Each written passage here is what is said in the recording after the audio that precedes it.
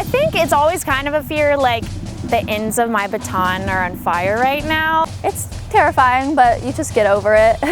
I think that fire baton is an awesome aspect to a football game. People are there to watch the football game, obviously, but they're not just watching the band, they're watching the color guard and the twirlers, and everything just seems to come full circle when you have something like fire. The first time I ever got introduced to fire baton, I was 11 years old. And it was really scary at the time, but I was maybe 12 or 13. I twirled fire at a summer camp maybe like 5 years ago, and that was my first time ever, and then I burnt myself, so I was deathly afraid of it. I started my freshman year of high school. I really pushed to be able to do fire, and that was kind of more of just like an exciting thing for me. I mean, all of us have been doing this since we've been like 8 years old. So you sort of control the baton and you have control of where it's gonna go. And if you're passing it to someone, that person, you just have to trust that that person's gonna pass it to you. Before games, we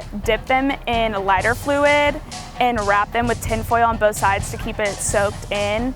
A little bit later, we shake them out and re-wrap them just so when we open them up later, it doesn't like spit lighter fluid everywhere. Then our coach hands them to us, lights it on fire, and then we just start. I think the last time we had fire here was 2013.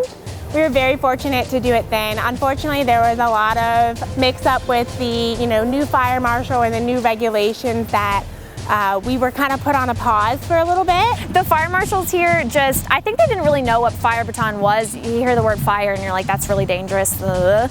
And so whenever we're twirling at a game, we have 2 fire marshals out there.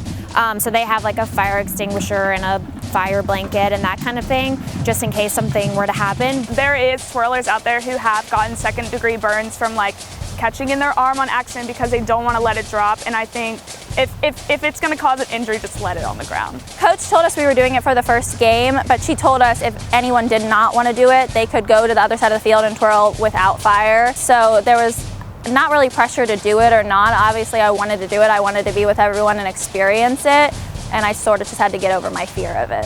First time we did it, the student section was just deafening. As soon as Brittany, our coach, lit the fire, like she hadn't even handed them to us, the whole crowd went wild and like people were screaming and jumping up and down. And they're really loud when we're in front of them anyway, but they just went wild, and it was just an amazing feeling.